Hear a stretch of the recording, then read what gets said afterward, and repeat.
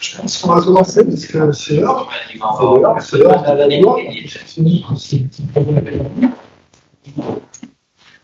On va laisser la porte ouverte, comme ça, s'il y en a d'autres qui rentrent, on l'accueillera. Alors, moi, je n'ai pas le même sujet à vous proposer, je vais vous parler 52-50. Mais bon, ça fait plusieurs fois qu'on fait poser le thème, refusé, cette année, le thème, c'est là. Moi, je vais vous parler de la partie 52-50, plutôt en tant qu'administration. La représentation que je fais sur la partie. Je peux, au moins, prendre un petit peu de caméra, ça peut bien sûr. Pas de souci. Pas de souci. Donc, l'idée de cette présentation, c'est que pendant 30 ans, on nous a expliqué que le 52-50, il n'y en aurait plus. On allait le remplacer par du client-serveur, on allait le remplacer par du Java, on allait le remplacer par du PHP, etc. Et quand on regarde la topologie des entreprises BMI, où le client moyen, c'est 3,7 qui travaille sur la partie BMI, c'est assez difficile de monter le style avec tout ça. Donc, il y a des gens qui ont essayé de comparer ici, il y en a qui sont dans le chemin, etc. Et dans tous les cas, on va être obligé de faire cohabiter un certain nombre d'applications 52-50, parce que c'est la partie la plus intégrée, c'est la partie la plus simple. Et l'idée de cette présentation, c'est encore une fois, il y a deux messages à faire passer, ce que je voudrais bien que vous reteniez. C'est premièrement, c'est pas parce qu'on fait du 52-50 qu'on est obligé de développer comme ça. On peut utiliser du programme de service, on peut utiliser du SQL Service, et on peut utiliser la partie 52-50 que pour la partie restitution, c'est-à-dire la partie présentation, ce qui vous simplifiera si demain vous devez passer sur une autre interface, vous pouvez passer sur du PHP ou sur Node.js, ça vous simplifiera le truc. Et la deuxième chose que je voulais vous dire, si je vais vous dire, donc la première, c'est parce que vous êtes la deuxième, c'est vous allez être encore obligé de vivre avec, il faudra quand même essayer de sécuriser, de faire 2-3 choses de vos d'accord. Je vais vous faire passer. Alors, moi, je suis voilà. Vous me connaissez pas mieux. Si ça vous intéresse de me suivre, vous pouvez me suivre sur LinkedIn. On publie sur Gaïa. Il y a des news qui paraissent toutes les semaines. Vous pouvez me suivre. Des contenus intéressants. On est un des rares blogs où tout est en français et on a une activité régulière. Donc ça vous passe toutes les semaines. Alors, un petit mot sur Gaïa. Donc, Gaïa, on a essentiellement 3 activités. Donc, on est beaucoup connu pour la partie formation, et c'est le label Volubis qui le porte, puisqu'on a racheté l'activité formation il y a quelques années, et donc on a choisi de garder ce label-là parce qu'il est plus connu que nous. Donc, en termes de chiffres, on estime qu'aujourd'hui, on a formé pratiquement la moitié de la population en BMI en France. De 2 jours à 6 mois, mais ils sont passés par au moins plus de la moitié des développeurs IBM en France. Mais on a également un centre de service qui est basé à Lyon. Donc maintenant, c'est 15-20 personnes qui sont capables de développer un IBMI, qui interviennent pour les clients sur différentes modalités. On parle de TMA, mais ça peut être un peu d'exploitation, ça peut être un truc. L'idée, c'est de faire du sur-mesure, plutôt pour les petites entreprises. On va pas forcément rechercher du très bon client parce qu'on n'a pas la capacité à le faire, mais par contre, on aura l'adaptabilité pour un petit client. On sera capable de s'adapter pour un petit client. La modernisation, ça, si je ne le mets pas dans les slides, on va m'engueuler parce que tout le monde le met et on va me dire que c'est pas bien. La modernisation, on ne va pas non plus se mentir, il arrive un moment où on rattrape de la dette technique qu'on a accumulée pendant des années. La modernisation aujourd'hui, c'est passer en SQL, c'est faire du vrai code, c'est toutes ces choses-là. L'idée derrière la modernisation, pour moi, c'est essentiellement préparer les générations futures à avoir un code qui puisse être maintenable. Parce qu'on sait très bien qu'aujourd'hui, on a énormément de mal à recruter, on a du mal à recruter des ressources, et si en plus on leur donne du RPG2 qui est amical, ben derrière, on ne les gardera pas. Donc l'idée, c'est vraiment que nous, on puisse leur préparer le terrain en les aidant à moderniser. Et encore une fois, on revient à la taille des entreprises, pas un projet tunnel qui va démarrer, qu'on ne verra jamais, c'est faire au fil de l'eau, c'est-à-dire on modifie une transaction, on modifie un truc, là on traduit un SQL d'état, on traduit les écrans, on traduit les trucs, on traduit les codes, on fait des RPG, on essaye de vraiment améliorer. L'expertise technique, vous me connaissez, c'est moi, c'est Nord, c'est Damien, c'est Julien, c'est des gens qui sont intervenus dans les différents événements. Donc c'est ça notre expertise technique. En fait, voilà, je n'en dis pas plus. Une activité que vous connaissez moins, c'est depuis un certain temps, on fait des produits. Et notamment, celui-là, qui est en pleine antenne, c'est un produit qui permet à partir d'une session 52-50, de prendre la main sur une autre session 52-50, de pouvoir passer des commandes, d'avoir accès à la LDA, d'avoir accès à la Qtemp, ça vous parle, et ça vous permet de gagner du temps en maintenance. Donc, on l'a développé d'abord pour nous, pour nos équipes qui justement faisaient de la PMA. Ça leur permettait de gagner un peu de temps parce que, de temps en temps, et quand il y a un fichier qui est dans Qtemp, on ne savait pas comment faire. Donc, voilà l'idée. Donc, tout ça pour vous dire que maintenant, on commence également à faire des produits. On en a un qui intervient dans le monde du SSO, un qui fait des kits, d'accord, qui permet de, en gros, de simplifier toute la partie de kit pour les gens qui sont du BMI, qui sont plutôt des Robert et pas des Kevin, et qui auront du mal à y aller naturellement. C'est pas leur langage naturel. Donc ça permet de faciliter cette entrée. Voilà, donc on fait également des produits si ça vous intéresse. Et le petit jeune qui s'en occupe, c'est Julien, et dans la salle, vous présenterez si vous discutez avec lui. Alors, on est sur le renforcer la sécurité des applications. Alors, je ne vais pas parler que de sécurité, mais l'idée, c'est souvent, quand je discute avec les gens, c'est 52-50, c'est un peu magique, ça démarre, ça tourne, on ne sait pas trop ce qui se passe derrière. Et des fois, on me dit, moi, j'aimerais bien faire ça, ou j'aurais bien aimé faire ça, ou comment on fait ça. Donc, l'idée, c'est de vous donner un peu un fil conducteur de ce qui va se passer quand vous allez démarrer une session 52-50 et comment ça se passe. Je ne vous dis pas tout, mais il y a pas mal de choses qui vont vous éclaircir. Et j'espère qu'à la fin de la session, vous vous direz, maintenant, je sais faire ça, j'ai compris un peu, avant, je n'avais pas compris, etc. Donc, présentation du 52-50, qu'est-ce que c'est? Les valeurs système, les unités, les liens de connexion, les profils des sous-systèmes, le cryptage des flux, le programme d'exit, et puis un petit bonbon sur l'IB Axis Mobile, mais bon, sachant qu'aujourd'hui, il est plus supporté, donc, par contre, vous pourrez trouver d'autres solutions. Donc, le test de 52-50, qu'est-ce que c'est? C'est un protocole propriétaire, d'accord? Et en gros, il est basé à 90% sur les mêmes spécificités qu'un telnet, d'accord? Qu'un protocole telnet. Simplement, ils ont rajouté des fonctions qui nous ont permis à nous, pendant des années, de travailler sur l'IBMI avec un certain nombre de choses. Notamment, ils ont rajouté des doubles fonctions. Ils ont rajouté le fait qu'on puisse supporter le CCSID. Alors, le CCSID, ça énerve tout le monde. Le problème, c'est qu'il faut penser quand même que dans d'autres mondes, il n'y a pas d'équivalent. Donc, quand on arrive à bien le gérer et à bien le comprendre, le CCSID, c'est quelque chose de très important. Ça peut permettre de faire un peu d'Unicode, ça peut permettre de faire un peu de choses, ce qui, dans d'autres environnements, c'est très compliqué. On a même des possibilités graphiques. Alors, quand je mets des possibilités graphiques, il ne faut pas rêver. Mais on a quand même raté une étape. Je pense qu'aujourd'hui, dans les développements 52-50, on pourra avoir des développements qui sont beaucoup mieux faits que les écrans que je vois aujourd'hui. Parce qu'on a la possibilité de gérer la souris, on a la possibilité d'avoir des boutons poussoirs, on a des possibilités qu'on va très très peu utiliser. C'est un peu dommage, parce que quand on voit certaines interfaces de RP, un truc, on se dit qu'ils ne sont pas mirobolants non plus. Moi, je pense qu'on a un petit peu raté. Bon, mais là, par contre, c'est trop tard. On ne va pas y aller. Si on a de la maintenance à faire, on peut améliorer un truc. On ne va pas développer du RPG2. Le cryptage des données, c'est vous pouvez faire du telnet S, d'accord? C'est ce qu'on appelle le telnet S qui va vous permettre de crypter des données.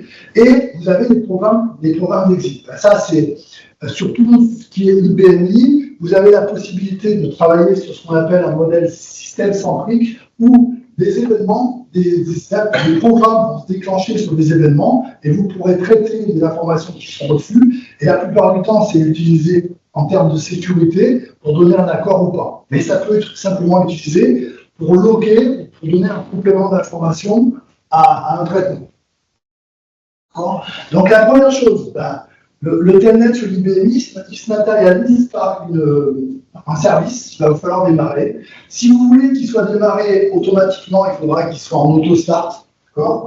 La commande qui va vous permettre de démarrer ce service, c'est le LTR-TCP.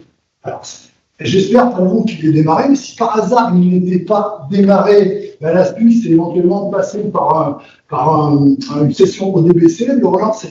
Ça m'est arrivé d'arriver chez des clients où c'était pas le système, il n'y avait plus de 50 c'était bien embêtant. Alors on a fait le DBC, CL2. STR-TCP, machin, on a pu le démarrer.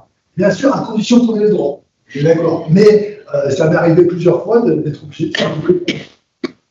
Ce protocole Telnet, il utilise justement deux protocoles, le protocole 23 tout est en clair. Donc ça veut dire quoi? Ça veut dire qu'avec un Wireshark ou un trace libre, vous avez un trace CMM de l'IBMI, vous avez les mots de passe en clair. Ce que ça veut dire derrière. Et enfin, vous avez la partie 992 qui est sur un port sécurisé. C'est la même chose, simplement, les informations vont être cryptées à l'intérieur. Vous ne verrez pas le mot de passe en clair. Il faut essayer de tendre vers ça. Vous avez, alors bien sûr, des petites requêtes SQL qui sont sympas, ce qu'avant on faisait par la commande SPNetStat, etc. Aujourd'hui, les services SQL, du coup, c'est en privé. Et vous pouvez, par exemple, vous avez deux requêtes qui vont vous permettre de suivre ce qui se passe sur Telnet.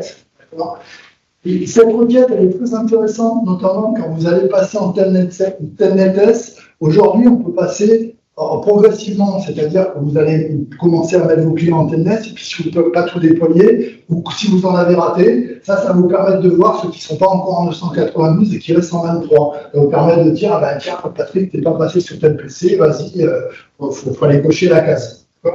Donc c'est ça l'idée. Donc il y a des services qui vont vous permettre d'analyser et de suivre ce qui se passe. Et petit aparté, donc encore une fois, bien sûr, c'est du Telnet derrière. Donc vous pouvez être amené éventuellement, si vous n'avez pas ACS ou si vous n'avez pas de client, vous pouvez télécharger un firmware, mais il existe un client Telnet normalement standard dans Windows. Simplement, dans les nouvelles versions de Windows, par défaut, il n'est pas activé. Donc, vous pouvez l'activer et vous aurez une session. Vous aurez une section Telnet. Donc l'idée derrière, c'est après, vous passez sur un environnement, vous avez cette vision-là, d'accord? Vous pouvez l'utiliser, vous pouvez vous connecter. La principale différence, c'est que vous n'aurez pas de graphique, vous n'aurez pas les options graphiques à l'intérieur, et vous manquera des trucs de fonction, ça c'est un petit peu plus embêtant. Mais ça peut, et puis vous voyez, il ne supporte pas le CCSID. Mais ça peut vous aider, encore une fois, on est dans un mode panique où le ACN, s'il est en vrac, ou le service n'est pas démarré, où il y a un truc, c'est une solution de repli qui permet de se connecter. Puis, tu peux passer 3 commandes, ça ne vaut pas grand-chose, mais ça permet des fois de se sortir d'embarras. Voilà, usage d'appoint, ça peut assez à connaître. Je vais vous parler un petit peu des valeurs système. Je ne vais pas vous parler de toutes les valeurs système, mais je vais essayer de vous présenter les principales qui influent sur la partie 5250. La partie 5250, il y en a plusieurs qui concernent les configurations des unités. Donc la configuration des unités, on va revoir un petit peu ce que c'est derrière. C'est au sens hyper unitaire, c'est de toute façon un objet qui a un nom, qui fait 10 caractères, d'accord? Et c'est cette unité, c'est ce qui va vous permettre de vous connecter. C'est le nom qui est marqué en haut de votre écran quand vous vous connectez. C'est lui qui va vous permettre de vous connecter. Alors, il y a plusieurs manières de faire. Il y a des sociétés qui vont imposer un nommage, d'accord? Un nommage, c'est par exemple, ça va permettre d'administrer par lieu ou par service. Donc, on va dire, mes écrans, ils s'appellent LIO 01. PAR01, etc. Ce qui permettra, on va voir plus tard au niveau des rattachements de vous avoir, mais on peut, par défaut, demander une autoconfiguration. Donc une autoconfiguration, si on ne demande pas un mode 36, on demande un mode normal, vous allez avoir des unités qui s'appellent QPADEV quelque part. Donc vous allez en avoir certainement beaucoup chez vous. Alors, sinon, vous pouvez choisir également au moment de l'émulation. Le conseil que je vous donne, c'est évitez quand même d'être à vos max, parce que vous pouvez avoir une prolifération d'unités, et de temps en temps, ça vaut le coup de faire un petit coup de ménage. Ça ne mange pas de pain. Surtout que si vous êtes en valeur, après, vous désactivez les unités, vous ne faites pas nickel, vous ne faites rien, les unités ne sont pas réutilisables. Donc il faut de temps en temps repasser, avoir un petit CL qui remet moins les unités actives, et puis si vraiment il y en a trop et qui ne servent pas, les flinguer, ce n'est pas la peine de les garder. Il y a beaucoup de fois de faire un petit coup de ménage. Ensuite, vous avez deux valeurs qui vont concerner une activité. Ça reprend un petit peu la partie sécurité. C'est quand vous êtes sur Windows, au bout de 3 minutes, vous n'êtes pas connecté, vous revenez à l'écran d'ouverture, on vous demande de vous consigner, donc faire quelque chose. Donc, vous précisez un délai d'attente. Donc, le délai d'attente, généralement, c'est 3 ou 5 minutes quand c'est actif chez les clients. D'accord. Souvent, 5 minutes, c'est un bon compromis. 10, je sais pas ce que t'en penses. Ouais. Moins de 5, c'est trop bas. Ouais, c'est 5. Donc, ensuite, vous allez indiquer dans une deuxième valeur qu'est-ce qui va se passer quand vous allez activer ce délai. Alors, vous pouvez demander l'arrêt du travail, d'accord? Vous pouvez demander la déconnexion du travail. Donc, si vous demandez l'arrêt du travail, bah là, il n'y a rien, pas de question à se poser, dans votre travail est déconnecté. Si vous mettez la valeur DSCJob, il va essayer de garder votre travail en session et il va essayer de vous reconnecter par une valeur système qui est fixée, qui est par défaut à 2 heures, de vous reconnecter sur cette session. Alors, il va essayer de vous reconnecter sur cette session. Alors, souvent, là, je ne vais pas mis, on tape dans l'autre valeur pour dire que ce n'est pas la peine d'essayer de se reconnecter pendant 2 heures. On considère que c'est le mec qui s'est.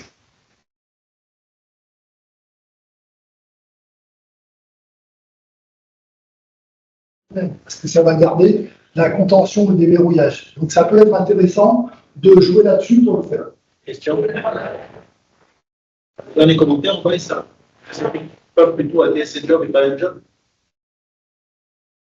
Le job se regarder aussi longtemps. Si, par exemple. On dirait que celui qui a fait la place, c'était pas très bien réussi. Je changerai la commission. C'est ma faute. Et enfin, il y a une troisième méthode. La troisième méthode, c'est en gros, ça va envoyer un message dans une file d'attente. Et si vous êtes un peu démerdard, vous pouvez avoir un programme style Watcher qui va analyser ce message, d'accord, et qui pourra produire une action, sur votre session, sur votre travail. L'idée étant derrière que vous produisez ce qui se passe dans le monde Windows, vous demandez de ressaisir le mot de passe. Et à ce moment-là, vous ne quittez pas la session, vous ne quittez pas le mec qui doit ressaisir son mot de passe et vous prend son écran. À noter donc, que c'est une API qui permet de contrôler tout ça, et vous pouvez éventuellement, même dans des sessions 52-50, quand vous avez des informations un peu sensibles, redemander la saisie du mot de passe à un utilisateur. Ça vous permet de contrôler que le petit gars qui est devant son écran, c'est bien le mec qui doit y être. C'est pas, il y a un mec qui est parti.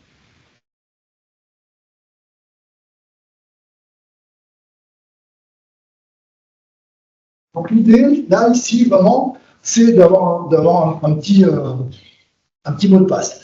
La petite remarque ici, elle est importante, c'est, moi j'avais des clients qui avaient mis ça en place, la première chose que je faisais, c'est que je faisais appel système, et puis je sortais, d'accord? Donc le problème, c'est qu'à un moment où, si vous voulez que ces programmes ils soient impactants, vous serez obligé de vous préoccuper de la problématique de la TTN et du système request.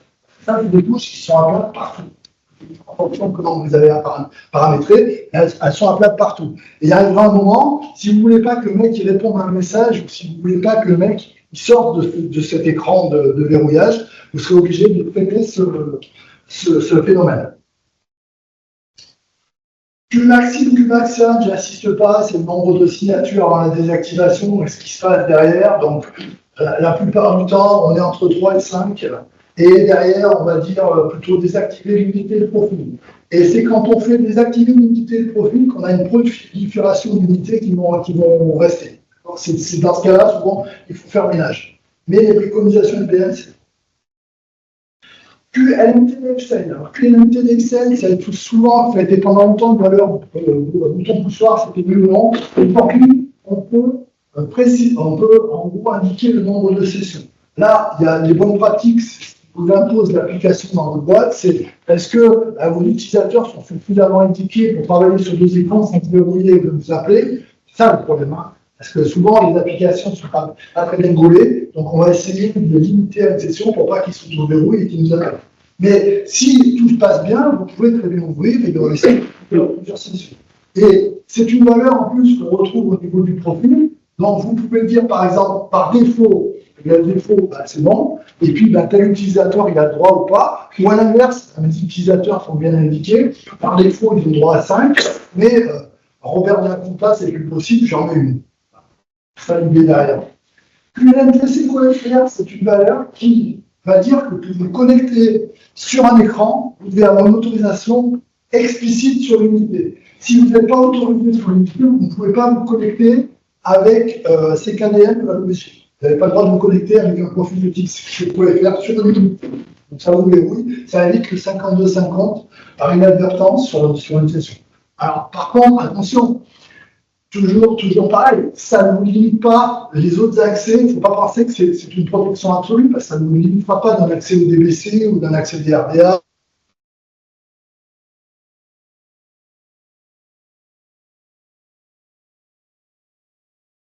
Mot de passe, d'accord. Alors, il y a plein de valeurs sur les mots de passe, je ne vous les fais pas en détail. Vous avez en gros à peu près, je ne vais pas dire à l'ISO, parce qu'à chaque fois il y a une petite différence entre le monde Windows et le monde du BMI, mais vous avez en gros le nombre maximum de caractères, minimum de caractères, si vous pouvez mettre des minuscules, si vous ne pouvez pas en mettre 2, si vous pouvez en mettre 3, etc., etc. La plus impactante, bien sûr, c'est QPWLBL. QPWLBL va dire en gros, si vous êtes en mot de passe à 10 ou à 128. D'accord ? Si vous êtes à 10, donc on est à l'ancienne méthode, il n'y a pas de différenciation majuscule-minuscule. Si vous êtes à 128, évidemment, vous n'allez pas utiliser une 128, mais ça vous permet d'avoir des mots de passe longs qui sont compatibles et assez similaires. Et ça vous permettra de mettre à peu près la même règle de gestion que vous voyez dans le monde Windows. Donc l'idée est vraiment de passer sur le 128. D'accord ?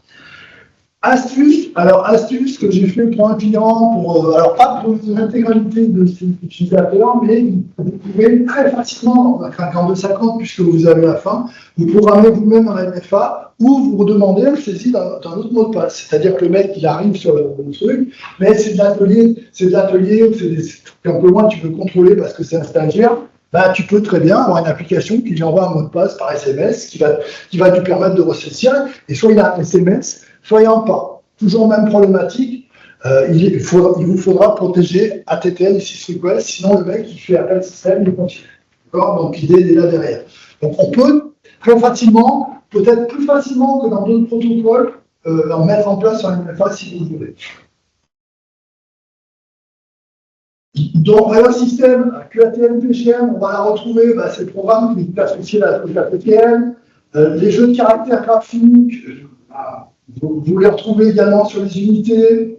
En gros, c'est ce qui va vous permettre de savoir dans quelle langue vous allez taper. Donc, j'assiste pas, et ça peut être important. Des fois, c'est des valeurs qu'il faut regarder dès que vous commencez à avoir des caractères un peu exotiques qui ne correspondent pas forcément. Des fois, il y a une mauvaise définition. QDSP sign, c'est l'information quand vous vous connectez qui va vous donner les informations de la dernière signature. C'est pas intéressant d'avoir pour tout le monde, mais ça peut être intéressant peut-être de le mettre sur certains profils sensibles, comme QCPFR, etc. Ça vous permettra de, si vous voyez qu'il y a un mec qui a tenté 2 fois de se connecter et que c'est pas vous, peut-être qu'il y a une envie. Ensuite, une qui est un petit peu particulière, c'est QALO. Je ne peux pas arriver à la dire, donc vous la direz vous-même. Qui permet d'interrompre les travaux. D'accord ? Celle-là, c'est celle qui va vous permettre de passer une commande sur un travail distant. C'est celle qu'on utilise dans GRMT 5250, bien sûr. Et en gros, elle va vous permettre d'avoir une action sur un travail distant, par exemple de déclencher un travail pour justement déclencher un travail dans la gestion. Alors, ça peut être assimilé à une faille de sécurité par certains, etc. Mais il faut savoir quand même que le mec qui est rentré sur votre IBMI, qui en est à passer par là pour faire un truc, il y a longtemps qu'il aurait fait un DLT-Q6 et que votre système l'aurait mis à plat. D'accord ? Donc c'est pas vraiment une faille. Après, ça ne veut pas dire qu'il faut pas suivre, qu'il ne faut pas regarder ce qui se passe, mais c'est un fort humain. Le niveau d'assistance. Au niveau d'assistance, il n'y a pas d'impact au niveau de la sécurité, c'est juste, sur toutes les commandes work, vous avez différents niveaux. Vous avez 3 niveaux. Le niveau basique, généralement, qu'on pose aux utilisateurs. Le niveau intermédiaire, qu'on va mettre au mec qui démarre un truc. Puis généralement, on est plutôt intermédiaire. Ça va, c'est pas un lien à la sécurité. Vous pouvez le changer à tout moment. C'est une valeur qui va vous permettre, quand vous êtes sur le work, un work SPLF, un work RQ, n'importe quoi, vous pouvez faire F21 et ça va vous changer les informations qui sont à l'affichage. Ça ne vous donne pas des droits particuliers, c'est juste une présentation. Ensuite, sur les profils.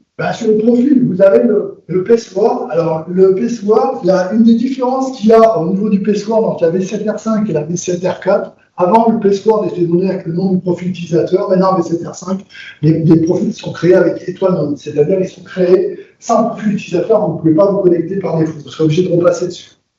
Ensuite, vous avez le status. Le status enable, disable, ben, bien sûr, qui vont vous permettre d'ouvrir une session 5250 ou pas. Encore une fois, ça ne concerne que le monde 5250. Il y a beaucoup de protocoles qui ignorent ce contrôle-là. Ce n'est pas une protection.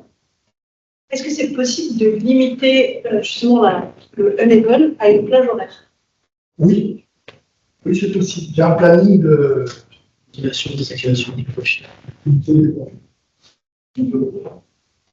Envoie-moi un mail, je te donc, le niveau d'assistance aussi. Le niveau d'assistance, c'est la même chose, ça me renvoie à la valeur que j'ai vue tout à l'heure. C'est que simplement, tu peux les définir au niveau du profil. C'est-à-dire, encore une fois, quand vous mettez en place des choses, vous avez intérêt à agir par exception. C'est-à-dire, valeur système, on met le cas le plus commun et le profil, l'exception, on le traite sur l'élément. Vous connaissez tous le programme initial et le menu. Alors, des fois, il y a une petite confusion que vous faites entre un programme initial et un menu. Ben, un programme, c'est quelque chose que vous appelez par un call, et un menu, c'est quelque chose que vous appelez par un.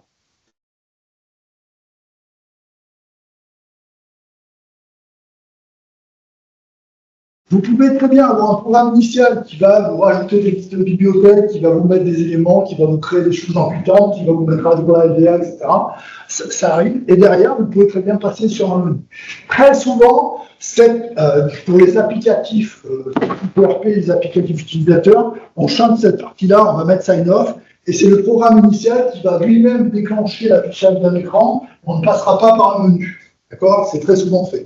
Mais il pourrait y avoir les deux. Et puis, souvent, les profils techniques des IBMI, ils arrivent sur le menu main par défaut. C'est le menu que vous allez rentrer, vous saisir, et éventuellement, il y a un programme initial. LNT-CPP. Alors, LNT-CPP, j'ai mis deux valeurs, il y en a trois, il y en a une, je ne sais pas, je choisis de temps.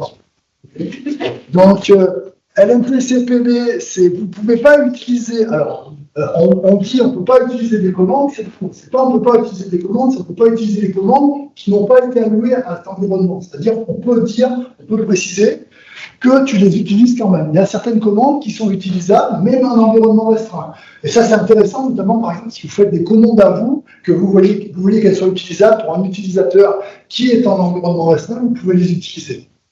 Et enfin, vous avez donc oui ou non, est-ce qu'il pourra exécuter des commandes? Alors ça concerne également trop de choses. Cette valeur-là concerne également les écrans quand vous vous connectez en 5250 et que vous avez laissé les liens par défaut. Si vous êtes à Yes, vous pouvez changer le programme initial, le menu et la bibliothèque en cours, ce qui peut être embêtant dans certains cas. Alors ça peut vous sauver les miches. Moi, ça m'est arrivé deux fois où il y avait plus d'objets, où ça a été mal configuré, j'ai pu remettre, repartir, machin. Mais pour un utilisateur, ce n'est pas un mode de fonctionnement normal. Ce n'est pas l'idée qui est derrière. D'accord? Donc ça, voilà. Il y a une valeur qui n'est pas. Vas-y. Et aussi la commande change profile qui est moins connue. Change profile. Pour les capabilities. Oui. Je ne suis pas sur user PRF, change profile. Change profile. La change profile, c'est la commande qui vous permet de modifier votre profil à vous. Alors que le work user PRF nécessite le CKDM parce que vous pouvez administrer les autres utilisateurs. Il n'est pas pensé. Alors, voilà, on retrouve les mêmes valeurs. Alors, vous avez un delivery. Alors, delivery, c'est pour les messages. C'est en gros quand vous soumettez, donc vous allez recevoir un message qui va vous dire. Alors, vous pouvez avoir Notify All Break. Alors, souvent, quand on travaille, quand on est développeur, on va avoir un break. Ça permet d'avoir le résultat tout de suite de ce qui s'est passé. Alors, attention, par contre, c'est le premier. Si vous avez plusieurs sessions, on a vu tout à l'heure que sur session, ça marchera que pour le premier. C'est vraiment que pour le premier. Ensuite, vous avez l'ATN PGM. L'ATN PGM, c'est le programme qui va être caché derrière la touche ATN. Donc, vous, encore une fois, vous pouvez en mettre un global au niveau du système, mais vous pouvez très bien vouloir que le service comptabilité, que le service paye, ait un service particulier pour aller voir un spool, pour exporter un PDF, pour voir un truc. L'idée, c'est ça derrière. Alors, il existe des programmes ATTM qui sont sympas, qui peuvent être éventuellement paramétrés. L'idée, c'est d'avoir un petit fichier qui s'appelle ATTM avec l'utilisateur derrière, et on lui présente les options qu'il y a derrière. Ça évite de multiplier les menus qui sont immaintenables et d'avoir un petit outil qui est centralisé qui permet d'avoir ça. Il suffit d'avoir l'idée. J'ai remis ici, vous avez également une valeur qui est un peu plus connue, qui s'appelle user OPT, qui vous permet d'avoir des informations en plus. Notamment celle-là qui est rigolote, c'est quand vous rentrez sur une commande, en fait, c'est une touche alternée. Est-ce que vous aurez par défaut le texte ou est-ce que vous aurez par défaut le paramètre? D'accord? Donc, vous pouvez la changer à tout moment quand vous êtes dans la commande, mais l'idée, c'est de se dire, ben, moi, je suis plus à l'aise avec le nom des commandes ou pas. Donc, souvent, quand on fait du développement, on préfère avoir le nom des paramètres et c'est pas la valeur par défaut, donc on revient dessus.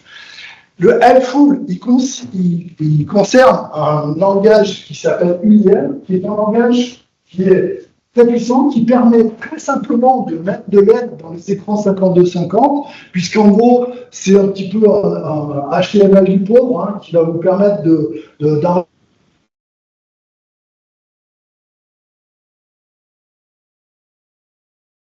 compliqué. Après, si vous n'avez plus qu'à mettre le texte, vous pouvez très facilement faire des trucs.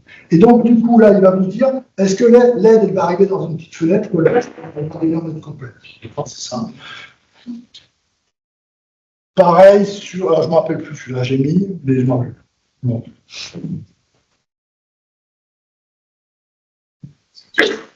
Alors, vous avez bien sûr la possibilité de faire tout ça par 52-50, si vous êtes en Robert. Mais si vous êtes un peu vite, je pense que vous préférez utiliser Navigator for I.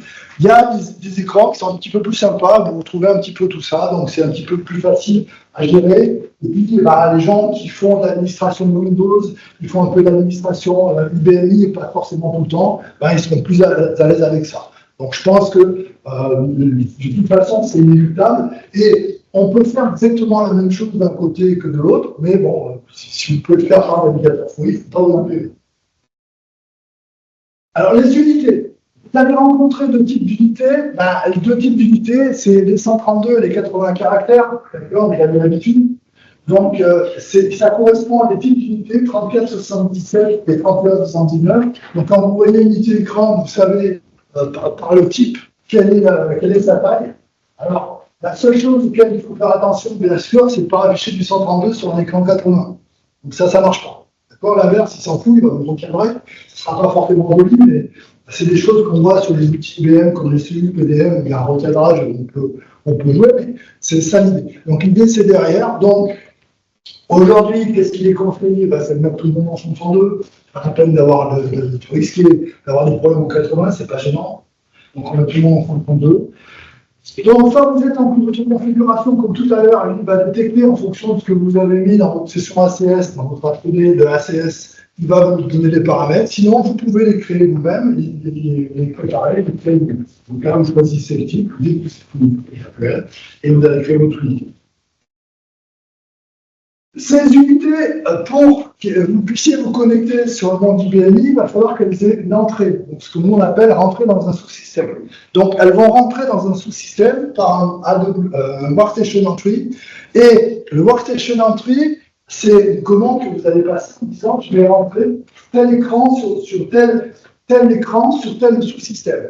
On peut le faire de trois manières, non générique all, c'est-à-dire vous allez dire l'écran Robert 1, là ici, là vous allez dire LIO Y pour tous les écrans qui commencent par Y, et là all.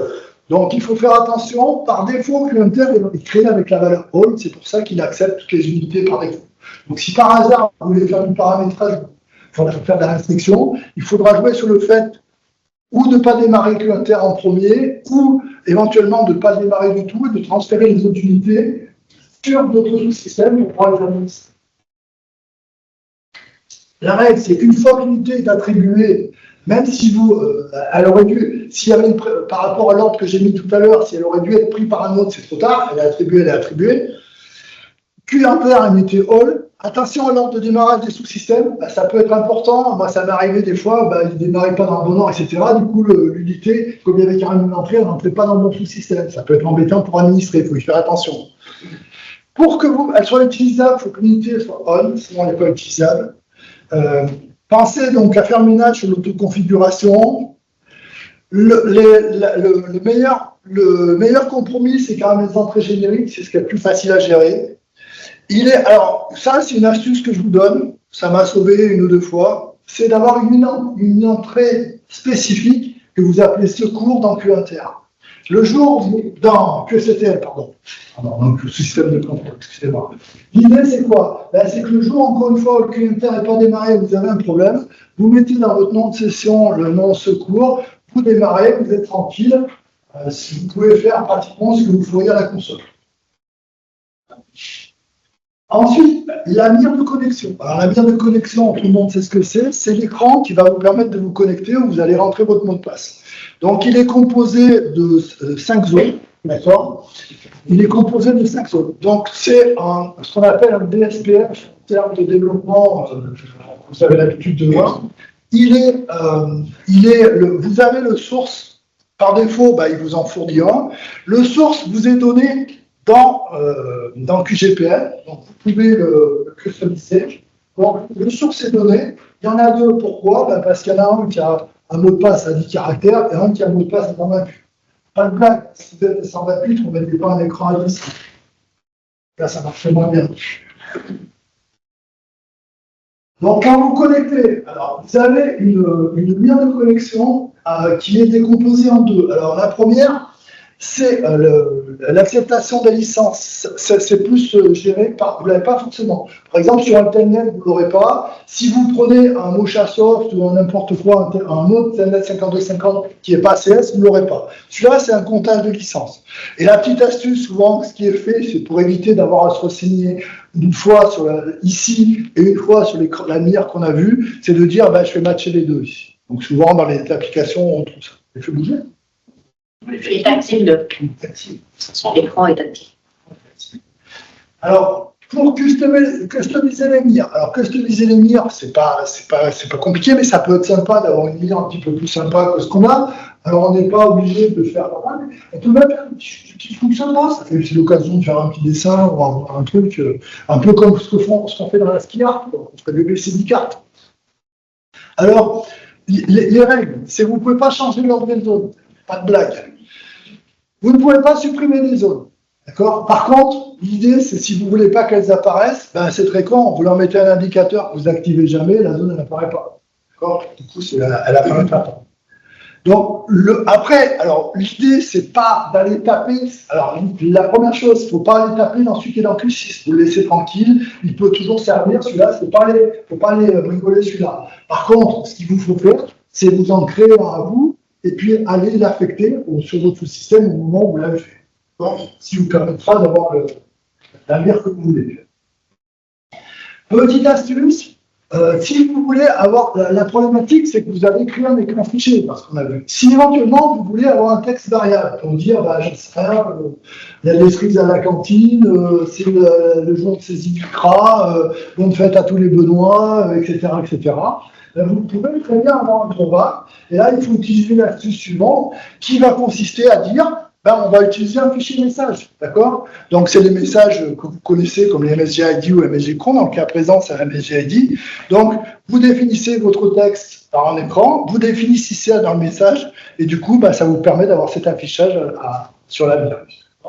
Donc, c'est une astuce, ça permet d'avoir un message quand la personne va se connecter, attention, on va basculer en PRA, attention, etc. Ça vous permet d'avoir un premier message d'avertissement à la connexion des utilisateurs. Donc, c'est dans le sous-système que vous allez l'indiquer, d'accord? L'écran de mire, c'est le paramètre qui est indiqué dans le paramètre SGN-DSPF, quand vous faites la commande CRT SBSD. Ensuite, les unités d'écran, vous les indiquez par la commande WSE, d'accord? C'est le paramètre WorkSTL dans la commande WSE. Et c'est là que vous pouvez indiquer un nom générique, un nom complet ou partie, mais c'est pas conseillé. Alors, il y a également la notion de pool mémoire que je vais essayer d'expliquer. Alors, quand vous rentrez on confond souvent le sous-système et le pool mémoire. Le sous-système, il est là pour justement avoir une entrée, donc il va prendre votre WSE, il va l'accueillir à l'intérieur, après, il va essayer de le placer dans une mémoire pour qu'il puisse exécuter. C'est ce qu'on a.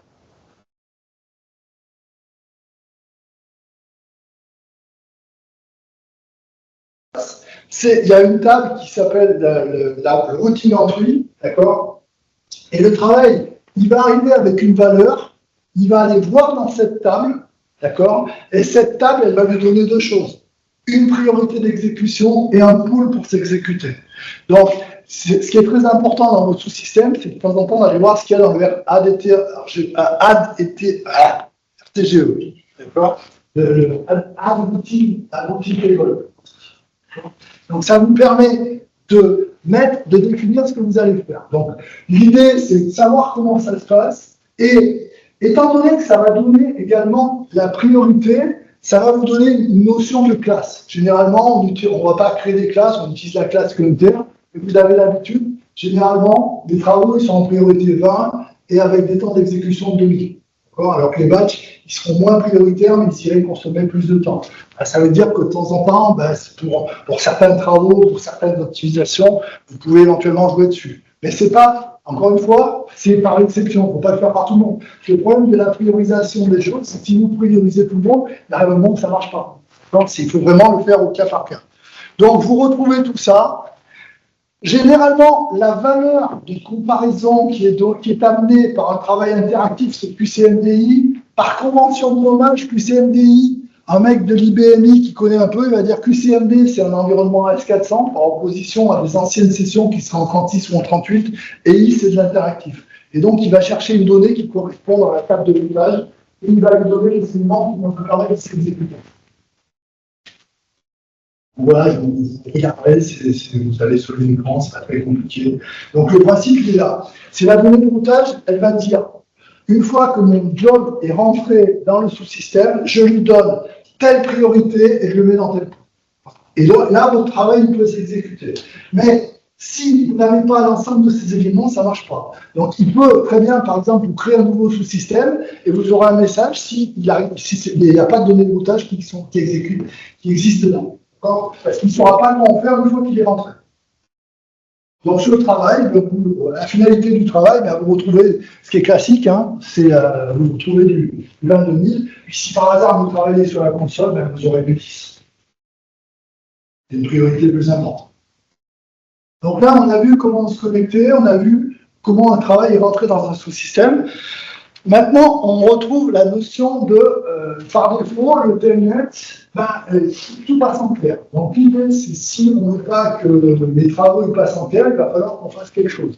Nous, sur l'UBMI, il y a un truc qui est assez bien fait, c'est DCM qui va nous permettre de gérer, de centraliser nos certificats et qui va nous permettre, derrière, de les affecter à des services. Telnet, il n'existe pas la règle, donc on peut le faire. Donc, vous devrez créer un certificat, deux types de certificats, les certificats auto-signés que vous créez sur un coin de table qui vont vous permettre de crypter tranquillement votre information, et les grands groupes qui ont des certificats qui sont reconnus par les autorités, qui vont vous être fournis. À ce moment-là, il faudra les gérer et les importer à chaque fois. Donc, c'est les deux méthodes qu'il y a. Et derrière, vous accédez à votre certificat qui vous est posé. Bien sûr, il faudra bien vérifier que dans le démarrage du service Telnet, que vous avez la fameuse commande, vous ayez le paramètre admettre le service. Vous pouvez le forcer en disant obligatoire, c'est un peu brutal et peut pouvoir avoir des problèmes. Je vous conseille au début de conseiller en disant je l'admets et de suivre par rapport au protocole, ce qu'on a dit tout à l'heure. Ce qui reste en 23, c'est qu'on a oublié de les passer avant de verrouiller tout. D'accord ? Sinon, c'est pas bon. Donc, ensuite, une fois que vous avez paramétré, vous êtes obligé de passer sur ACS. Donc, sur ACS, vous allez indiquer que vous êtes en TLS. Par défaut, il va vous dire c'est du 992. À la première connexion, il va vous envoyer une empreinte pour vous dire, voilà, en gros, là, c'est pour identifier le serveur qui est en face. Est-ce que vous êtes bien d'accord pour se connecter sur ce système? C'est bien ça. Alors, généralement, on ne réfléchit pas, on clique dessus, mais normalement, s'il nous est envoyé, c'est qu'on est censé le lire et vérifier que c'est bien l'UBMI qui est en face et qu'on ne part pas à l'autre bout de la planète sur un truc qui n'a rien à voir. C'est ça l'idée qui est derrière. Et comment ça se matérialise quand vous êtes dans votre session, vous avez un petit cadenas en bas qui est ouvert ou fermé. Si votre cadenas en bas est ouvert, ça veut dire que vous êtes en non sécurisé. Si votre cadenas est fermé, ça veut dire que votre application est sécurisée. Ensuite, le problème, c'est souvent ce que moi j'ai vu chez les clients.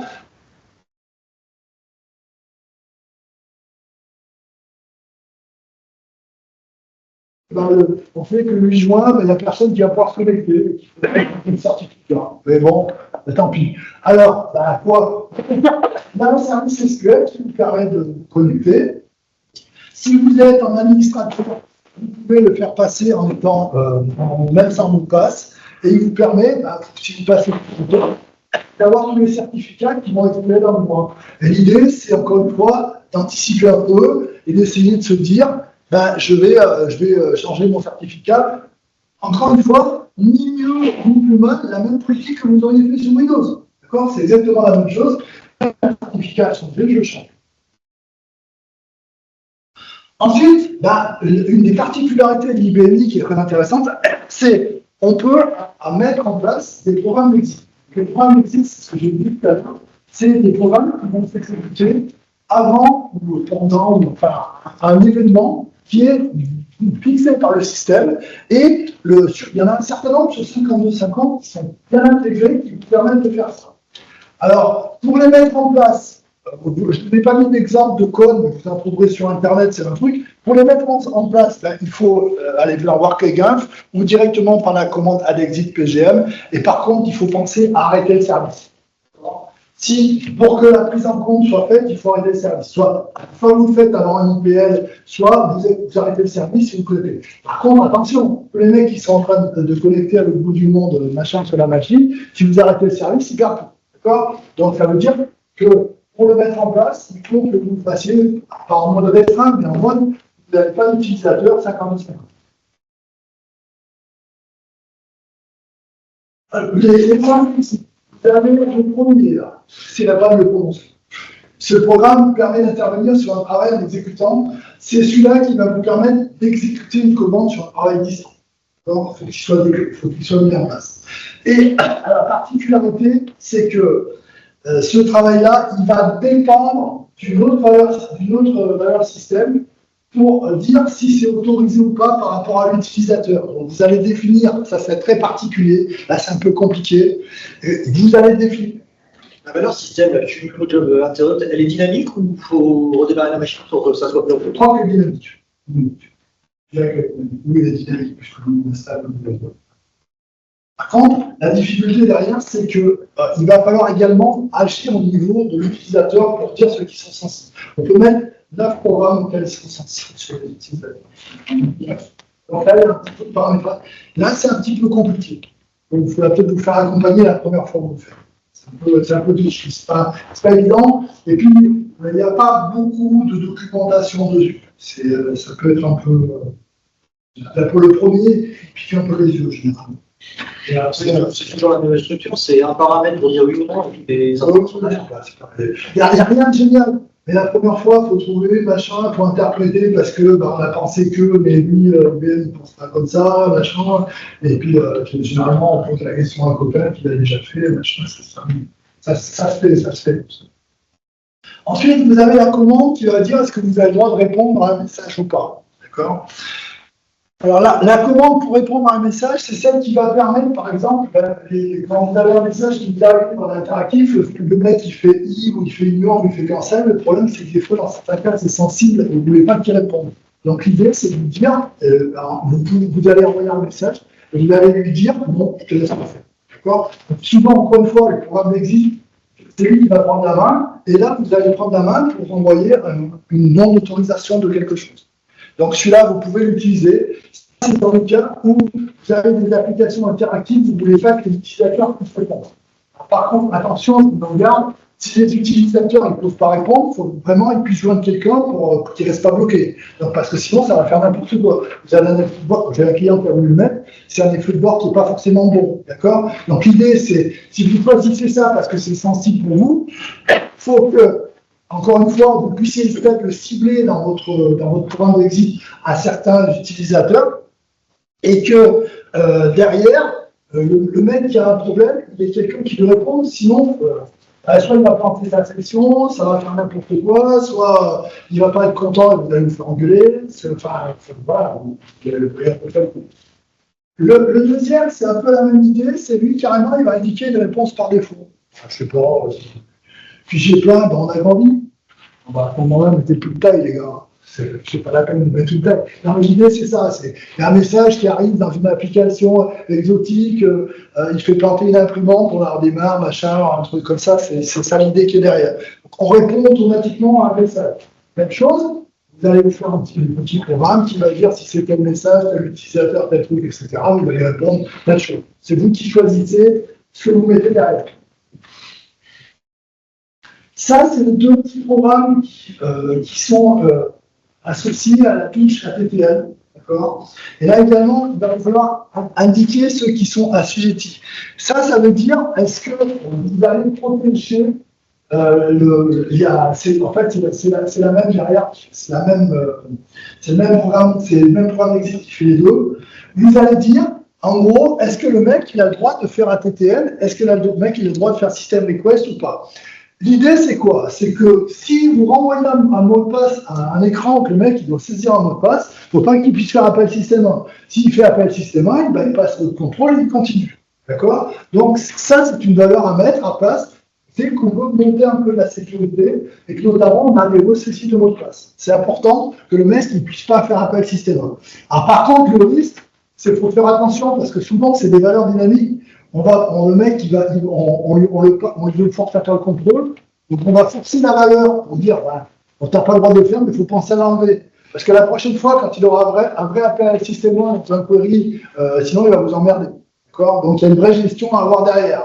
C'est soit le mec, il n'a jamais eu le cas, et c'est très rare, soit on veut vraiment lui mettre ponctuellement, et ponctuellement, il y a une action par API pour faire, il n'a pas le droit de le faire.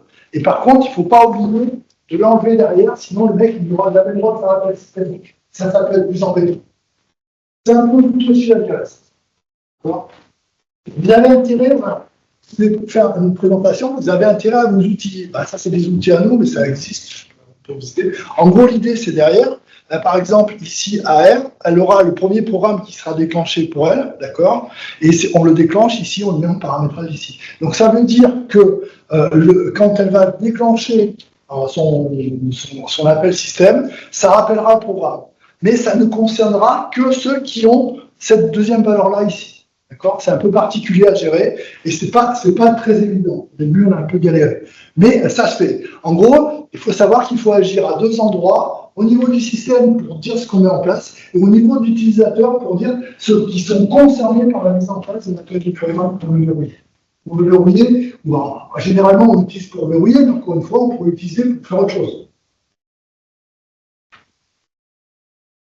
Le revamping, alors le revamping, c'est quoi? Le revamping, c'est l'opération qui consiste à dire on a du flux 52-50, c'est pas très propre, on va essayer de le mettre dans le web. Il y a différents technos qui ont été faits, vous avez différents éditeurs, vous les voir.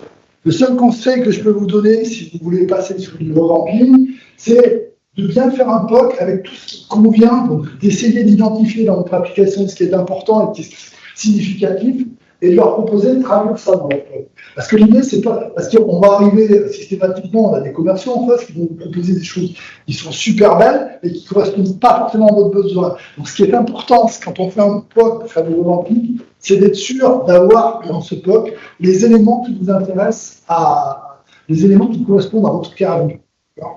Et il faudra choisir en fonction de ça. Après, bien sûr, il y aura les coûts, ça vous intéresse. D'accord ? Mais ça peut être là-dessus. Alors, la petite aparté que j'avais fait, c'est que pendant un certain temps, on avait un produit qui était bien sympa, c'était le 5770 X2 qui était livré et qui permettait de faire qui était gratuit puisqu'il était livré avec l'OS, enfin, il était livré. Il était téléchargeable, il fallait le livrer, il fallait le paramétrer. Il n'arrivait pas comme ça quand même. Mais il n'y avait pas de coût. C'est-à-dire qu'on ne s'adressait pas à un éditeur tiers. IBM le fournissait et on pouvait le gérer à l'intérieur. Donc c'était un petit produit. Il se présentait comme ça. D'accord ? Donc je vous ai mis la page pour éventuellement le récupérer. Alors, il n'est pas garanti. Et moi, sur une V7R5, je n'ai pas réussi à le faire marcher. D'accord ? Sur une, il marche, sur l'autre, il ne marche pas. Et le problème, c'est que le point service, ils m'ont dit en gros que comme c'était pas mal, il fallait que je le débrouille. C'est ça l'idée qui est derrière. Donc, ça ne fait pas arriver, c'est un peu dommage parce que c'était un petit produit qui était sympa, qui permettait donc de se connecter. Donc, on avait, une fois qu'on l'avait paramétré, qu'on l'avait démarré, donc ça démarrait une session Apache, il n'y a pas de mystère. Puis derrière, vous arrivez sur un premier écran comme ça, qui vous demandait le système auquel vous voulez vous connecter, le port, la page de caractère, l'utilisateur, etc. Vous avez les informations. D'accord, il y aurait la connexion ou pas. Du classique, vous vous connectiez. Vous avez une mire de connexion qui arrivait comme ça. On l'a vu sur la précédente, on aurait pu la fusionner et lui demander que la première mire où il y avait l'authentification, comme dans la CS. Là, on arrivait là-dessus. Vous avez des écrans avec des polices qui étaient à peu près proportionnels et à peu près sympas. Vous avez un écran à peu près comme ça, vous vous débrouillez, il y avait des petites astuces, il y avait des petites choses. Ben, ça vous permettait d'avoir un écran. Et puis, pour l'utilisateur occasionnel qui devait contrôler, qui devait rendre une licence, qui devait voir un numéro de temps en temps, c'était un chauffage d'appoint. Ça vous permettait d'utiliser. Voilà une petite URLographie de ce que j'ai présenté avec les différents trucs. Donc, il y a la liste des programmes il y a l'adresse de notre blog, il y a un truc que j'avais trouvé intéressant sur le Power IBM, le Telnet, le RFC, etc. Ces différentes URL que j'ai trouvées qui étaient intéressantes pour vous. C'est tout pour moi. Donc, si vous avez des questions, est-ce que tu as développé un petit, sur la mire IBM, par contre, il y a les bords pratiques, sur les de passe, on s'en va du caractère, si des mots de passe n'est pas visible, tu sais plus où t'en es, qu'il y a quelqu'un qui a déjà développé afficher le mot de passe, par contre, dans le monde Windows, un petit pop-up qui permet de voir ce qu'on a saisi, quoi. Moi, je ne l'ai pas fait. C'est ta mission. Je pense qu'il est crypté directement dans l'écran et que c'est fait au niveau des contrôles écran, ça ne revient pas vers l'IBM. Non, parce que ça part au programme de contrôle, mais aussi il faudrait modifier le programme de contrôle de la mire pour réafficher en clair. C'est du. C'est du. Je ne sais pas. Ouais, mais le problème, c'est qu'il faut trouver la je veux dire, comme au moment de créer, avec le logiciel, les CM, là, on crée comme le certificat manager. Ouais. Donc, en principe, on se connecte sur Windows. On est d'accord? Mais pas ce que l'environnement de l'ASCASA. On crée vous allez sur ce lien-là, c'est super bien expliqué. Oui, attendez. Donc, je veux dire, comme j'ai déjà passé, on crée comme le certificat manager pour qu'on puisse avoir le certificat là implémenté sur le serveur pour qu'on puisse accéder à partir de 55 ans en SSR, c'est-à-dire en crypté. On est d'accord? Donc, au moment d'utiliser le logiciel DCM, donc ça, on est sous Windows. C'est le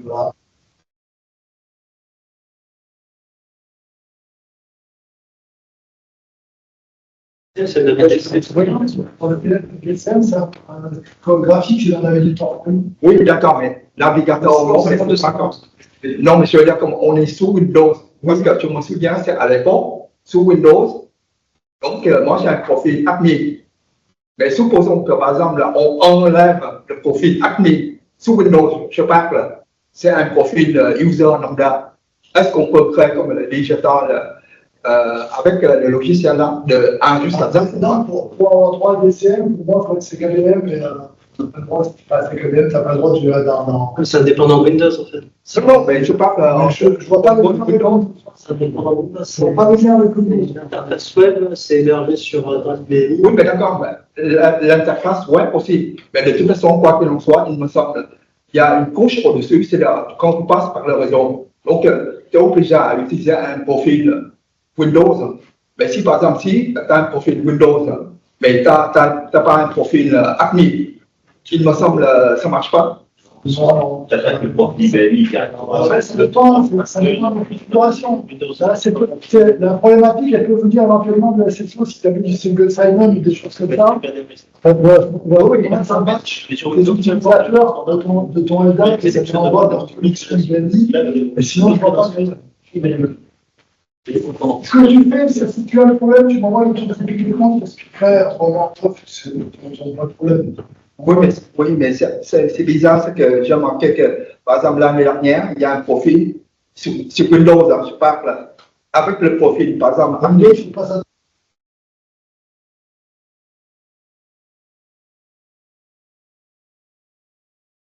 problème et tout, de A jusqu'à Z, et après, il passe, c'est bon.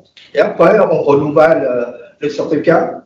Mais si, par exemple, même profil, si on retire sous Windows le profil admin, mais marqué user lambda, même sur classe 400, on a un profil QC pour faire, mais ça passe pas.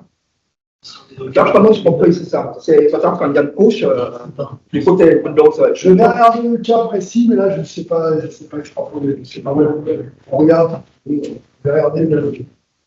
Ça, je ne sais pas répondre. Il y a certainement un truc très particulier dans ton exemple qui fait que tu as quelque chose. Ça, je ne sais pas. Est-ce qu'il y a moyen d'orienter les devices en fin de compte? Moi, j'ai plusieurs systèmes, j'avais une trentaine par filiale. Chaque utilisateur, en fin de compte, correspond à une filiale, à rattacher une filiale. Un programme d'exit qui est exécuté avant, tu peux lui dire, tu fais ce que tu veux, tu peux le regarder. D'accord. Et tu aurais des exemples là-dessus Ouais. Envoie-moi un mail. Tu peux aller très loin, tu peux forcer l'utilisateur, tu peux forcer plein de choses. Alors, c'est pas l'utilisateur, moi. Non, mais tu peux. En gros, c'est toujours pareil, tu as ton programme d'exit qui va s'exécuter au démarrage de ta session, tu as un buffer, et toi, c'est comme un peu un trigger, tu vas compléter tes informations ou les changer pour le rerouter. Et sinon, il y a une autre techno qui consiste à laisser rentrer tout le monde dans le même sous-système et à faire un transfert job dedans. Là, j'ai essayé, mais je suis plusieurs fois. Ça marche comme ça. C'est les deux technos qui existent. Soit le programme d'exit, soit tu laisses rentrer dans un premier, et c'est le transfert job derrière qui aiguille les trucs. L'idée, c'est qu'en plus, tu peux dire, lui, il n'a pas le droit, parce que, comme je disais tout à l'heure, par rapport à une plage horaire, tu peux agir là-dessus. Parce que la plage horaire, ce que je vous ai dit tout à l'heure, le planning, c'est que ça va agir pour tout le monde. Par contre, tu peux te dire, peut-être, le mec qui fait de l'édition, il peut se connecter après 23 heures. Par contre, le mec qui a la compta, il n'a pas besoin. Le programme d'exit, il permet d'avoir cette souplesse-là et d'agir. Ça peut te permettre de faire ça.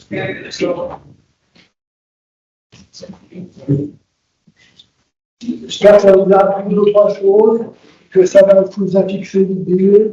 Vous récupérez les présentations, il y a tout dessus.